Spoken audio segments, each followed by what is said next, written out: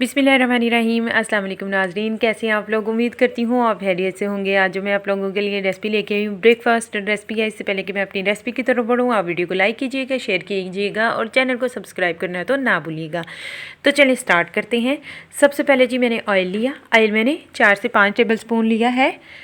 Oil को हल्का सा गर्म होने देंगे। गर्म होने के बाद जो है ये देखें, हल्का सा बिल्कुल मैंने पहले गर्म होने दिया है।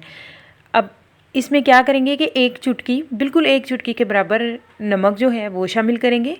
एक चुटकी के बराबर आटा वो शामिल करेंगे। आटा जो है वो एक चुटकी से ज़्यादा नहीं लेना, नहीं तो अंडा जो है वो ख़राब हो जाएगा। अब मज़ीद ऑयल को हमने गरम करना है। यहाँ पे ऑयल जो है अच्छी तरह से गरम हो चुका है। अब अंडा जो है ये डाल देंगे।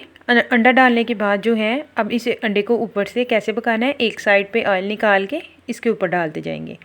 जो हमने सॉल्ट और आटा डाला था, यानी नमक और आटा डाला था, उसका फ़ायदा ये है ना तो अंडा हमारा नीचे से चिपका है और ना ही अंडा जो है वो ख़राब हुआ है। देख सकते हैं जर्दी भी वैसी है और वो दूसरा हिस्सा भी उसका वैसे ही है। अंडा पक चुका है। यहाँ पे अंडे को निकालेंगे।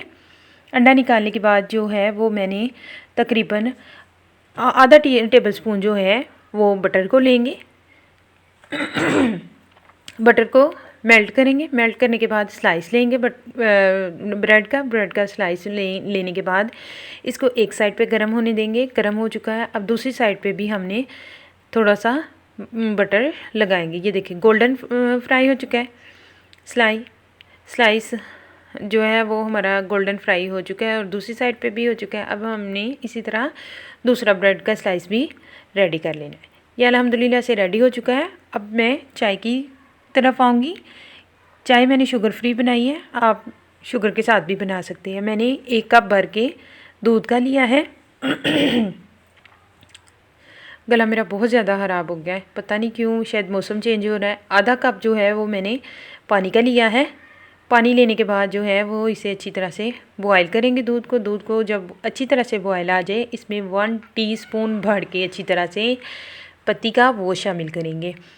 पत्ती आप टेस्ट के हिसाब से कम या ज़्यादा बना सकते हैं, क्योंकि मैं कड़क पीती हूँ, इस वजह से मैंने थोड़ी ज़्यादा मिकदार लिया है। बाद में जी मैंने 1 दालचीनी का टुकड़ा लिया है, ये इसमें शामिल करूँगी। 3 मैंने इलायची ली हैं, सब्ज़ इलायची, ये इसमें मैं शामिल करूँगी और मज़ीद इसे 5 से 10 मिनट के लिए पकाएंगे। अच्छी तरह पकाने के बाद जो है अब हम इसे सर्व करेंगे। मुझे बताइएगा, अपने फीडबैक से आगाह कीजिएगा। वीडियो को लाइक कीजिएगा, शेयर कीजिएगा और मेरे चैनल को सब्सक्राइब करना